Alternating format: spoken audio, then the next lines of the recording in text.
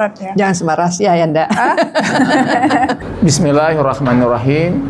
Assalamualaikum warahmatullahi wabarakatuh. Waalaikumsalam warahmatullahi wabarakatuh. Alhamdulillah, pada hari ini kita berjumpa lagi dalam acara Quran bil Quran bersama Nurun ala Nur, khususan bersama guru kita Pak Kiai Haji Najamuddin Siddiq.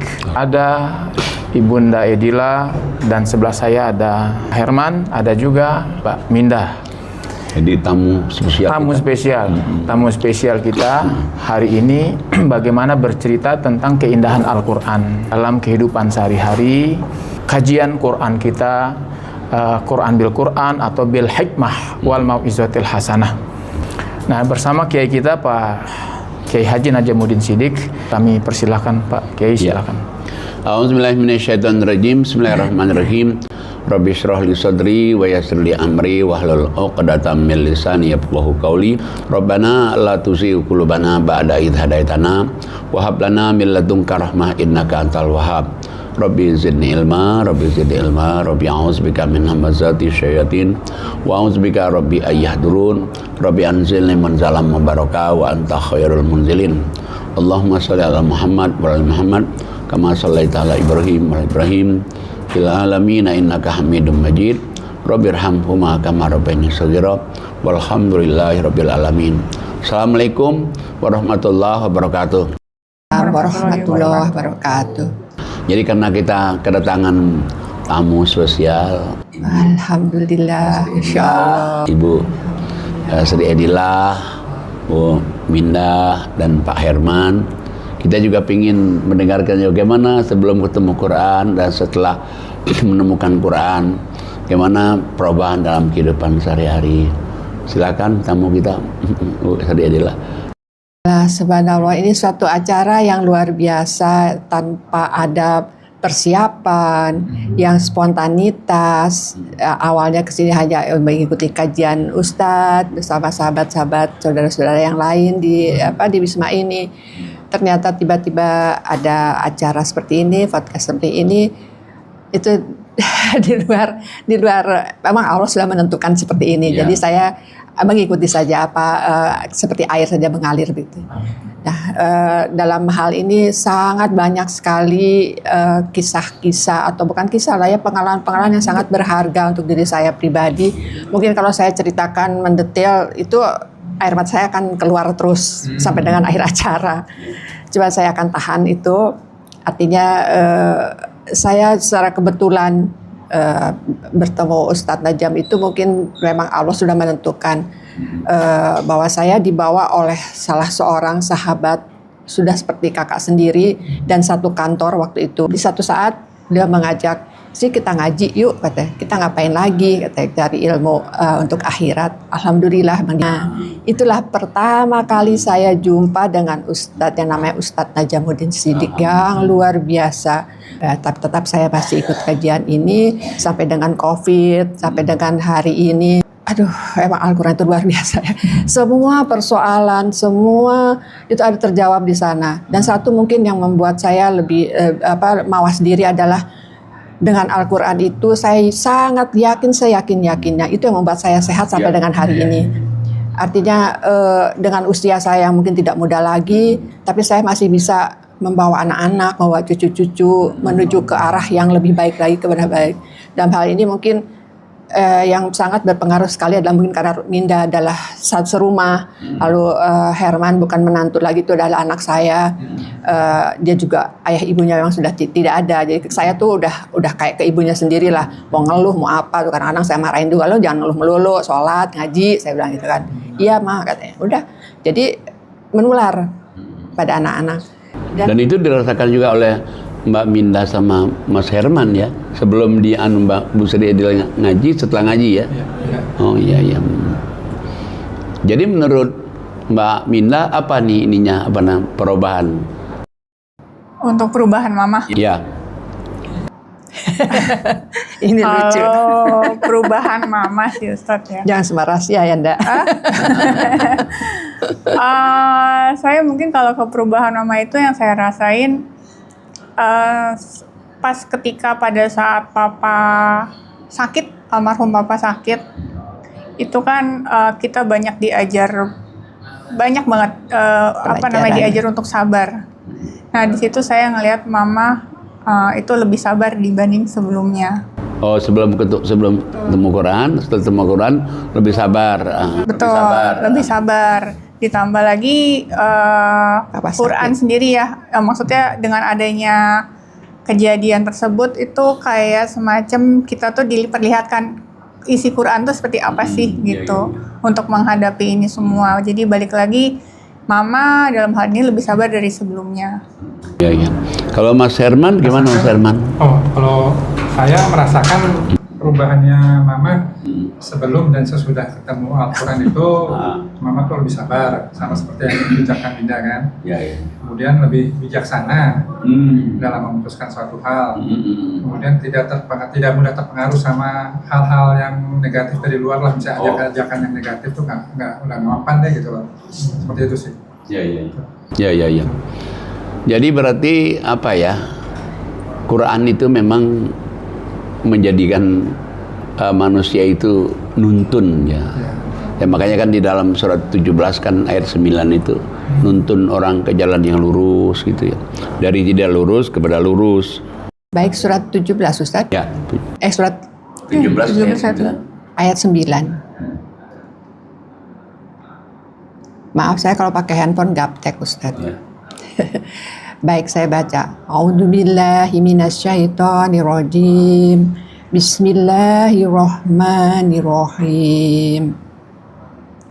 Sungguh Al-Quran ini memberi petunjuk ke jalan yang paling lurus dan memberi kabar gembira kepada orang mukmin yang mengerjakan kebajikan bahwa mereka akan mendapat pahala yang besar. Shadaqallahul Adzim. Jadi memang ya Quran ini nuntun kita ke jalan yang lurus. Dari tadi nggak lurus jadi lurus gitu. Jadi kalau sudah lurus lebih lurus lagi. Dan Quran itu hebatnya lagi bukan saja untuk jalan lurus. Kalau kamu ikutin juga apa kata Quran dalam Quran itu, dia Anda jamin pahalanya besar. Coba. Kita lihat lagi coba misalnya di surat 8 ayat 29. Ya Mbak Minda. Auzubillahi minasyaitonirrajim. Bismillahirrahmanirrahim. Wahai orang-orang yang beriman, jika kamu bertakwa kepada Allah, niscaya Dia akan memberikan furqan, kemampuan membedakan antara yang hak dan batil kepadamu dan menghapus segala kesalahanmu dan mengampuni dosa-dosamu. Allah memiliki karunia yang besar. Shadaqallahul Adzim. Nah, jadi Allah katakan ini, hai orang-orang yang beriman, kalau kamu bertakwa. Tapi untuk jadi bertakwa itu nggak mungkin tanpa Quran. Nggak mungkin tanpa Quran. Mungkin kalau kita misalnya ada nasihat panjang itu, 1 jam nasihatnya tanpa Quran, nggak akan masuk ke hati itu. Tapi begitu ada ayatnya, oh iya ada ya. Apalagi langsung dibaca tuh. Nah, nanti kita lihat ayatnya bahwa orang-orang yang bertakwa itu ya kajiannya Quran. Nah, kita lihat di sini kalau orang sudah bertakwa dengan dia kajian Quran, dia diberikan oleh Allah itu furqan. Arti furqan itu pembeda mana yang baik, mana yang buruk. Kriteria between right and wrong. Oh ini baik, ini buruk. Jadi tahu, oh ini salah, ini benar. Tapi sebelum kita ngaji, nggak tahu. Kita pikir kita aja yang benar nih. Padahal menurut Allah salah kan. Nah itu tuh. Kayaknya hebatnya itu. Nah kemudian gimana kita tahu bahwa Quran ini memang ya pelajaran bagi orang bertakwa. Bagi orang bertakwa bisa aja itu Quran itu bukan pelajaran. Misalnya seperti di surat 69, 48. Mas Herman. Auzubillahi minasyaitonirrajim. Bismillahirrahmanirrahim. Surat 69 Al-Haqqah ayat 48. Sesungguhnya ya Al-Quran itu benar-benar suatu pelajaran bagi orang-orang yang bertakwa. Jadi Quran ini benar-benar pelajaran bagi orang bertakwa. Jadi kalau orang itu pingin jadi orang yang bertakwa ya pelajarannya Quran ini. Apalagi dengan cara kita kan bukan hanya kita tunjukin ayatnya tapi suruh baca gitu. Kita lihat suratnya ayatnya, oh suruh baca lihat suratnya ayatnya. Jadi langsung dari hati, mata, kuping, jalan semua kan. Nah sekarang kalau Mbak Minda gimana nih ceritanya setelah ketemu Quran dengan sebelum ketemu Quran? Baik. Sebenarnya banyak sih Ustadz Najam. Sebelum saya ketemu Quran itu, kalau bisa dibilang mungkin Mama juga ngakuin saya ini orangnya keras. Ditambah lagi selain keras, saya tuh emosi saya mungkin level 10 ya kalau anak-anak zaman sekarang bilang ya. Ya pedes banget gitu. Tapi sejak saya kenal Quran dan sejak saya banyaklah teguran dari Allah ke saya gitu. Ditambah lagi saya juga sempat waktu itu kan bukan saya nggak kenal saya tuh mengenal Quran itu sebenarnya dari Mama awalnya. Mama kan sering tiap hari itu waktu sebelum COVID ya Ma ya, sebelum COVID sampai dengan COVID pun masih ngaji Quran. Satu ketika saya ditanya sama adik saya, waktu adik saya bilang gini, nih Mama tuh ngapain sih tiap hari ngaji terus. Bener nggak tuh pengajiannya? Hati-hati loh, jangan-jangan zaman sekarang kan banyak yang aneh-aneh katanya gitu. Jangan sampai nanti Mama terpengaruh sama yang pengajian yang tanda kutip lah gitu. Nah dari sana itu saya terpancing lah buat mengetahui apa sih yang Mama pelajarin gitu, bener nggak sih gitu. Itu semata-mata saya lakukan untuk sebagai bakti saya untuk melindungi Mama lah dari kesalahan tentang pemahaman Quran. Nah dari COVID itu ya Maya awalnya ya, Mama ngaji, Mama segala macam, saya kok bingung gitu. Oh Mama ngaji baca Quran, baca artinya gitu. Padahal setahu saya orang baca Quran ya baca Quran aja gitu, baca Arabnya tanpa. Iya karena mungkin kita atau saya pribadi juga betul mikir ngapain? Ya udahlah baca Quran mah, yang penting udah udah hatam ya udah gitu. Besok diulang lagi gitu kan. Saya dengerin Mama, tapi dalam hati kecil saya, kok menarik ya gitu. Kok saya bisa tahu, cuman pada saat itu ya saya belum sampai seintensif inilah untuk baca Quran itu. Sampai dengan masih suara-suara ya Maya, kadang dengar kadang enggak. Kadang selewatan aja gitu Ustadz. Sampai pada satu titik umroh kemarin Ustadz. Umroh kemarin itu adalah titik balik saya setelah ditinggal Papa. Ya, setelah ditinggal Papa, itu ada titik balik saya untuk lebih memahami Quran. Saya juga tahu, oh iya terjadi selama ini tuh saya salah ya. Saya baca Quran tapi saya nggak tahu artinya apa, saya nggak tahu maksudnya apa. Ini mungkin yang bikin hidup saya waktu itu tidak sesuai dengan isi Quran yang sebenarnya. Gitu loh. Nah, itu juga yang jadi satu lagi pemicu saya untuk selalu baca Quran itu adalah saya hanya berpikir Papa kan udah nggak ada ya Ustadz. Iya. Jadi saya hanya memikirkan satu hal, ketika orang tua saya nggak ada, apa yang bisa saya berikan ke mereka selain doa dan amal baik saya untuk beliau, untuk nanti kelak ya Mama juga. Itu yang jadi pemicu saya untuk lebih memahami Quran. Dan alhamdulillah setelah saya memahami Quran, hidup saya jauh berbeda dari sebelumnya dalam mengatasi berbagai masalah gitu. Jauh lebih sabar, betul. Saya lebih tidak emosian. Mungkin satu hari saya merenung, kenapa begini, kenapa ini, maksudnya Allah apa. Jadi saya pola pikir saya adalah husnuzon sama Allah. Apapun masalahnya, saya yakin semua ini kan dari Allah, dan Allah juga yang nantinya akan memberikan jalan keluar yang terbaik. Karena dari Quran ini, dari pengajian ini. Ya, jadi karena begini nih, jadi kalau Allah mengatakan bahwa kalau kamu tinggalin Quran, setan yang datang. Itu kamu ngaji Quran, setan menjauh, setannya lari. Tinggalin Quran, setan datang. Coba kita lihat di surat 43, 36, 37. A'udzubillahi minasyaitonirrajim. Bismillahirrahmanirrahim. Dan barang siapa berpaling dari pengajaran Allah yang Maha Pengasih, yaitu Al-Quran, kami biarkan setan menyesatkannya dan menjadi teman karibnya. Dan sungguh mereka setan-setan itu benar-benar menghalang-halangi mereka dari jalan yang benar.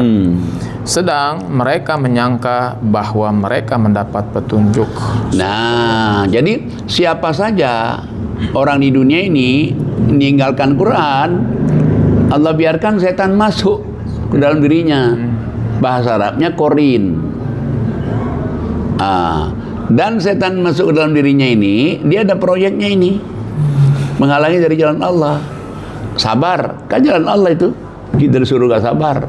Enak aja katanya kita sabar. Siapa dia, siapa kita dong katanya.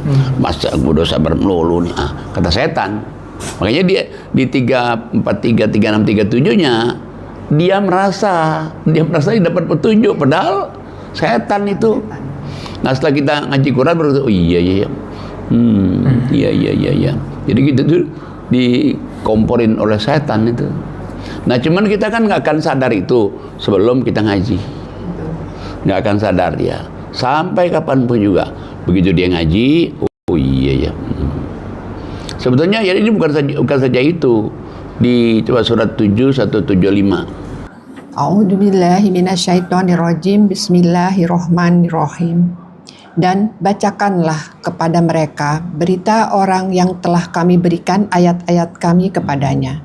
Kemudian dia melepaskan diri dari ayat-ayat itu. Lalu dia diikuti oleh setan sampai dia tergoda. Maka jadilah dia termasuk orang-orang yang sesat. Shadaqallahul adzim. Nah ini kan Allah suruh Nabi Muhammad, wahai Muhammad kamu ceritain. Ada orang yang tadi ngaji, dia tinggalin ngaji nih.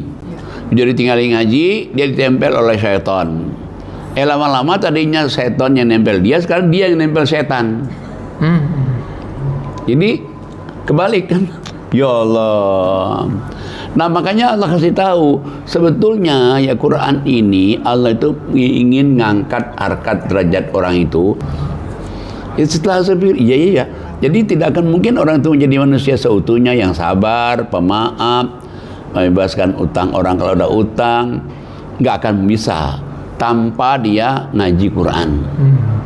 Nah kalau kamu tinggalkan Quran ya setannya bercokol terus. Dan yang lebih berat lagi di 176-nya itu. Auzubillahi minasyaitonirrajim. Bismillahirrahmanirrahim. Dan sekiranya kami menghendaki, niscaya kami tinggikan derajatnya dengan ayat-ayat itu.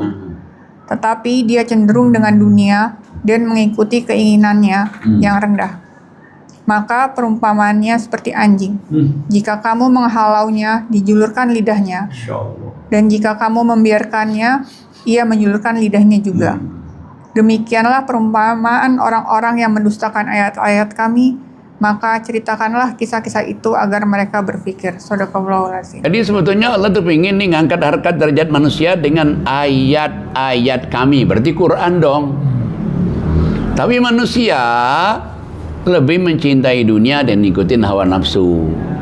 Jadi karena dia lebih mencintai dunia, ikutin hawa nafsu, jadi Qurannya nggak diambil. Allah Ta'ala apa akibatnya? Dia seperti anjing. Kamu julurkan lidahnya, ya dia lebih nyalak lagi. Dibiarin nyalak lagi. Nah sama kayak misalnya orang, mungkin dia sama orang tua, mungkin dia sama mertua, mungkin sama adik, sama kakak, cucu dimarah-marah, terus dimarahin lagi, makin lagi. Makanya ada ayat Allah mengatakan di satu ayat Allah katakan begini. Jadi neraka itu orang teriak. Berarti saya mikir ya teriak neraka berarti kalau orang di rumahnya teriak terus nih. Oh pagi teriak, malam teriak. Wow ini kadang-kadang apa dianya yang marah, suami yang marah, anak yang marah. Makin dijawab anaknya makin marah lagi. Wah ini neraka itu. Neraka itu. Ustaz Ferry nggak begitu kan? Insya Allah Pak Haji. Iya, insya Allah jangan sampai begitu. Iya itu neraka kan itu. Iya. Neraka dunia kan. Nah kalau dia tinggalkan Quran tadi bukan saja neraka di dunia, 179-nya itu yang paling bahaya tuh. Waduh. Auzubillahi minasyaitonirrajim. Bismillahirrahmanirrahim. Surat Al-A'raf ayat 179. Iya betul. Sungguh kami telah benar-benar menciptakan banyak dari kalangan jin dan manusia untuk masuk neraka jahanam karena kesesatan mereka. Mereka memiliki hati yang tidak mereka pergunakan untuk memahami ayat-ayat Allah dan memiliki mata yang tidak mereka pergunakan untuk melihat ayat Allah, serta memiliki telinga yang tidak mereka pergunakan untuk mendengarkan ayat-ayat Allah. Mereka seperti hewan ternak, bahkan lebih sesat lagi. Mereka itulah orang-orang yang lengah. Nah, jadi kalau orang nggak ngaji itu ya, kan di situ siapa saja yang tidak memahamin Quran nih, Jadi isi neraka jahanam itu tandanya Allah katakan isi neraka jahanam itu satu, orang punya hati nggak pernah memahami Quran. Dua, orang punya mata nggak pernah melihat Quran. Tiga, orang punya kuping nggak pernah dengerin Quran. Neraka jahanam Allah katakan. Bukan saja neraka jahanam di akhirat, tapi dunianya tetap bagaikan binatang ternak. Malah lebih sesat lagi dari binatang ternak. Nauzubillah. Nauzubillah, Masya Allah, luar biasa. Nah sekarang kita dengerin gimana kalau Mas pengalamannya nih. Ya. Pengalamannya aku ketemu Al-Quran itu awalnya dari mama. Ya. Pada saat mama ngajak aku tuh aku nggak langsung mau Pak Ustadz. Oh belum. Ikut ngaji, iya aja. Nah titik baliknya itu pada saat pulang umroh. Oh. Pak Ustadz. Iya. Di situ aku merasa kok aku astagfirullah banyak kekurangannya gitu Pak Ustadz. Aku merasa kurang aja gitu, aku takut gitu loh. Iya. Jadi aku berusaha untuk pada saat azan sholat tepat waktu supaya nggak mau ketinggalan gitu. Jadi nggak mau mengulangi kesalahan yang sama gitu. Iya. Gitu. Khususnya tiap malam sebelum sholat tahajud aku sholat tobat. Karena aku merasa banyak salah gitu. Iya. Seperti itu sih, jadi lebih sabar lah gitu, lebih sabar, lebih tenang gitu loh. Gitu. Itu aja sih Pak Ustadz. Ya karena memang makanya kan sejak Nabi Adam dulu Allah udah kasih tahu nih, wahai Adam dan Hawa, itu siapa di antara anak cucu Tuhan kamu nanti dunia ini pasti dia bermusuhan. Siapa saja, kecuali kalau dia ikuti petunjukku. Ya petunjukku itu seperti Quran dong. Jadi sebetulnya orang sampai Allah katakan kalau dia ikuti petunjukku, bukan saja dia nggak musuhan, tapi dia lepas dari kecelakaan, lepas daripada azab Allah. Nah, makanya di surat 20 ayatnya 123 itu.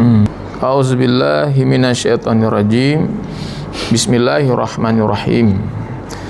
Dia Allah berfirman, turunlah kamu berdua, Adam dan Hawa, dari surga bersama-sama, sebagian kamu menjadi musuh bagi sebagian yang lain. Jika datang kepada kamu petunjuk dari aku, Al-Quran, maka ketahuilah, barang siapa mengikuti petunjuk aku, dia tidak akan sesat dan tidak akan celaka. Dan barang siapa yang berpaling dari peringatanku Al-Quran, maka sungguh dia akan menjalani kehidupan yang sempit, dan kami akan kumpulkan pada hari kiamat mereka dalam keadaan buta. Nah, jadi Allah katakan ini kan dari Nabi Adam. Nabi Adam kan tadinya tergelincir dia kan karena dipengaruhi oleh setan. Ya. Jangan dekatin, Allah katakan jangan dekatin, malah dimakan. Akhirnya dia tobat pada Allah dengan baca Rabbana zalamna anfusana wa illam taghfir lana wa tarhamna lanakunanna minal khasirin. Diterima tobatnya. Karena siapapun juga di Quran ini Allah katakan siapa saja yang berdosa selama dia bertobat, dia minta ampun, jangan diulang lagi, tidak ada dosa yang tidak diampuni. Nah, Adam bertobat, akhirnya Allah katakan aku terima tobatmu, tapi ada konsekuensinya, kalian harus turun ke dunia. Nah di dunia nanti anak cucu keturunan kamu siapapun juga bermusuh-musuhan nanti. Nah kecuali kalau dia ikuti petunjukku, dia tidak akan musuhan, tidak sesat dan tidak celaka. Udah nggak musuhan, nggak sesat, nggak celaka. Loh hidup cuma sekali coba. Bisa dibayangin coba, hidup cuma sekali. Udah musuhan, udah sesat, udah celaka. Ya biasanya orang kalau jauh dari Quran ya, tiada maaf bagimu, dendam kusumat, marah ngamuk-ngamuk, lempar piring, lempar asbak. Siapa lo? Coba. Harga diri gue nih, harga diri gue. Ada orang minta maaf saja, enak aja katanya. Lu nyakitin gue itu udah puluhan tahun, lu hanya minta maaf, gua maafin. Tak usah ya, sampai kapanpun gua nggak maafin. Itu setan. Iya, Ustadz, saya ingat pertanyaan saya, Ustadz, satu kali waktu suami masih lebih sehat lah sebelum sakit. Kan saya pernah bertanya sama Ustadz, saya gimana sih sabar itu? Kok susah amat sabar ya bang? Saya sama suami kayak Tom and Jerry ya. Anak ketawa. Mama nih kata tiap hari pagi, siang, malam ribut ya sama papa. Padahal hanya sepele, bukan ribut yang berantem gimana tuh enggak. Yang hal-hal kecil gitu. Iya. Itu yang pernah saya tanyakan dari waktu itu. Dan akhirnya ketemunya dalam Al-Quran ini.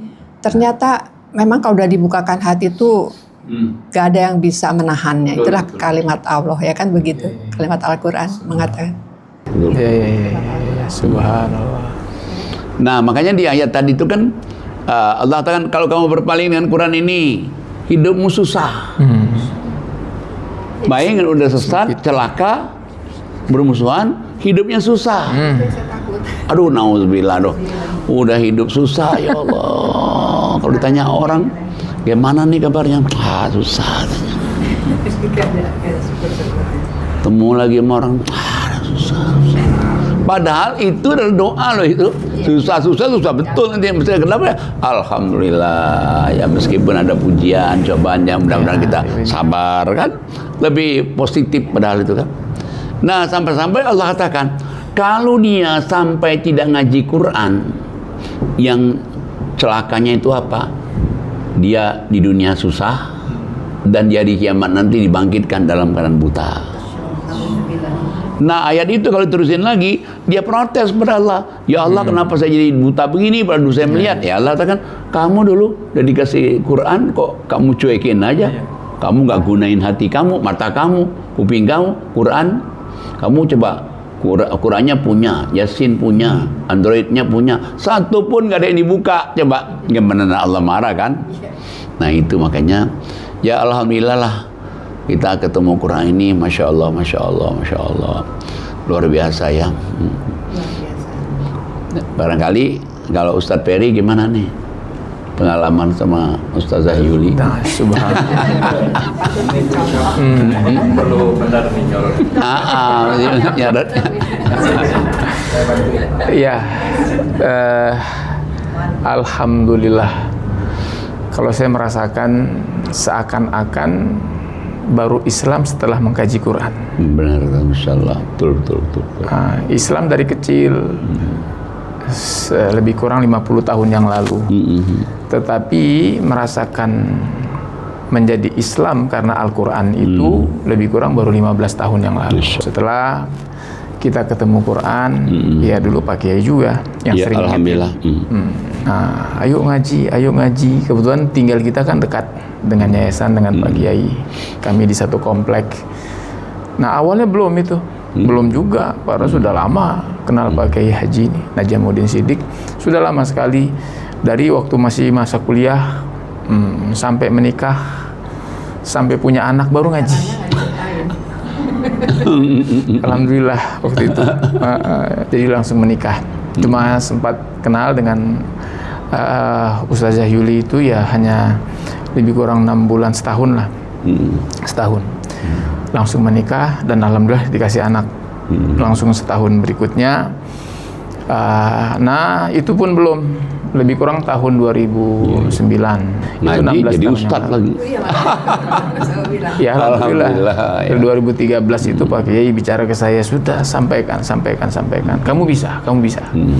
Alhamdulillah, memulai dari keluarga, dari saudara, dari teman-teman, ya sekarang bisa berdakwah kemana aja selagi kita mau dan kita bisa. Nah, yang dirasakan ya tidak ada kata lain, sama dengan kebanyakan kita. Setelah baca Quran itu hidup menjadi lebih tenang, lebih sabar, lebih nyaman, lebih aman, lebih tentram. Ya mungkin begitu Pak Kiai. Ya, karena kan Quran ini kan obatnya. Tapi obat itu bukan saja obat penyakit fisik ya. Iya. Termasuk psikis juga. Jiwa ya. Kan sebenarnya kalau orang misalnya dikit-dikit meledak itu sebenarnya jiwanya sakit itu. Sakit tuh jiwanya. Makanya surat 10:57-58 itu kan. Baik, saya baca. Ya. A'udzubillahi minasyaitonirrajim. Bismillahirrahmanirrahim. 10-nya mana ada? 10:57-58. Maaf, saya ulang. A'udzubillahi minasyaitonirrajim. Bismillahirrahmanirrahim. Wahai manusia, sungguh telah datang kepadamu pelajaran Al-Quran dari Tuhanmu, penyembuh bagi penyakit yang ada dalam dada, dan petunjuk serta rahmat bagi orang yang beriman. 58. Katakanlah Muhammad sallallahu alaihi wasallam, dengan karunia Allah dan rahmatnya, hendaklah dengan itu mereka bergembira. Itu lebih baik daripada apa yang mereka kumpulkan. Sadaqallahul. Jadi kalau kita lihat ini, Allah manggil nih hai manusia, bukan orang beriman nih. Hai manusia, berarti seluruh manusia di dunia ini Allah panggil semuanya ini. Telah datang pada kamu pelajaran dari Tuhanmu. Loh, hebat loh. Kita dapat pelajaran dari Allah nih. Berarti melebihi dari dapat pelajaran dari dosen kita, guru kita, dari Allah nih. Dan yang kedua, dia penyembuh penyakit-penyakit yang ada dalam dada kamu itu. Jadi mesti penyakit kita nih. Masya Allah, Masya Allah. Dan yang ketiga, dia memberikan petunjuk, petunjuk hidup kepada kita ini, dituntun kita ini kepada yang benar, ini salah, ini benar, sehingga kita ikutin yang benar, yang salah kita tinggalin.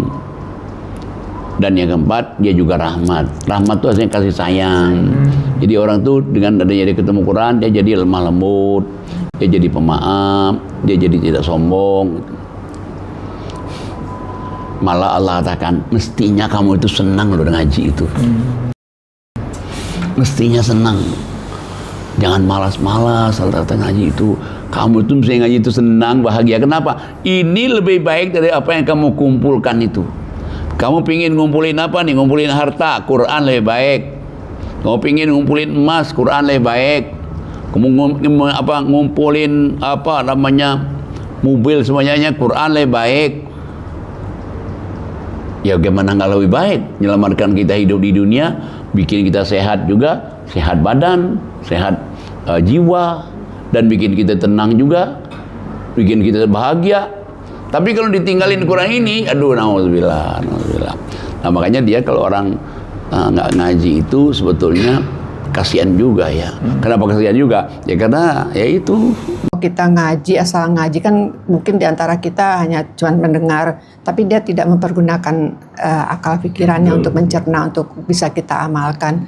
Jadi satu saat sebelum kajian tuh kita suka ngobrol kan satu dengan yang lain. Saya bilang, dia bertanya, Ibu memang nggak ada penyakit? Saya bilang alhamdulillah. Saya bilang mungkin karena saya sangat yakin 1000% bahkan lebih, saya bilang akan ayat-ayat Al-Quran bahwa dia adalah penyembuh dan penyembuh segala penyakit yang ada di badan saya.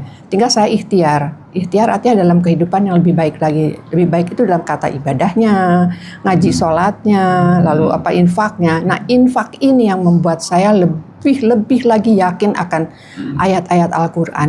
Sehingga memang Ustadz kan selalu mengatakan, nggak infak, hapus semuanya. Nggak ngaji, hapus semuanya. Yang 3, pokok persoalan yang 3 itu ya kan. Jadi itu saya merenung banyak sekali. Akhirnya saya berbicara akhirnya ada beberapa jam. Ibu Sri, ayat apa sih, yang mana sih? Ya saya sebutkanlah satu persatu. Penyembuh kan ada beberapa ayat. Sampai saya pasti punya 3 ayat. Sehingga ada salah satu jamaah kita mungkin yang tadinya cuma andeprok di bawah duduk ikut kajian. Kemudian sekarang beliau yang kemarin cerita mau berangkat haji, itu kan luar biasa Ustadz. Itu kan baru berapa bulan? Waduh, Masya Allah. Baru berapa bulan? Itu ingat banget. Itu karena kalau nggak Ibu Sri, saya disebutkan itu saya terperangah. Saya pernah nyebut apa ya sama dia? Soal kerudung aja. Dia kan ya kalau saya insya Allah lah kalau tadi kan Ustadz bilang kalau mau sholat mau ngaji pakailah baju bagus nih. Ya kan kalau mau tidur baru pakai baju yang gimana suka-suka itu kan. Jadi selama ini saya selalu ya dengan seperti inilah, mau di rumah mau berangkat tinggal angkat tas jalan gitu kan. Jadi saya bilang begitu, Bu maaf bang lengannya kelihatan, Ibu maaf lah ininya kelihatan, pahanya kelihatan, Ibu pakai mukena aja sambil duduk kan ketutup semua. Saya bilang, oh iya ya Bu. Nah sejak dari itu dia memperhatikan penampilannya dia. Artinya hal yang sederhana. Akhirnya saya minta maaf. Iya karena begini, ucapan orang yang tahajud, ucapan orang yang sholat, ucapan orang ngaji, ucapan orang yang infak sedekah itu qaulan tsaqila. Apa artinya qaulan tsaqila itu? Bobotnya tinggi. Coba kita lihat surat 73 1 sampai 5 ya. A'udzubillahi minasyaitonirrajim. Bismillahirrahmanirrahim. Wahai orang yang berselimut, bangunlah untuk sholat pada malam hari kecuali sebagian kecil, yaitu separuhnya atau kurang sedikit dari itu, atau lebih dari seperdua itu. Dan bacalah Al-Quran itu dengan perlahan-lahan. Sesungguhnya kami akan menurunkan perkataan yang berat kepadamu. Sadaqallahu adzim. Nah, jadi Allah katakan bangunlah Pak, hai orang berselimut, ini Nabi Muhammad dulu. Waktu dia dapat wahyu pertama itu kan di Gua Hira tuh. Di Gua Hira, begitu dia pulang menggigil ketakutan karena ada makhluk yang meluk dia, ketakutan yang waktu apa yang terjadi. Akhirnya dia pulang, maka dia bilang, selimutnya aku wahai Khadijah, selimut aku wahai Khadijah. Nah, Khadijah ini baik. Maksudnya baik itu dia bikin support sama suami. Kadang-kadang maksudnya orang bukan di luar kita ini katanya. Jadi kalau ada suaminya apa tuh katanya. Loh, kalau enggak dengerin omongan saya, apa kejadiannya tuh dah. Coba tuh.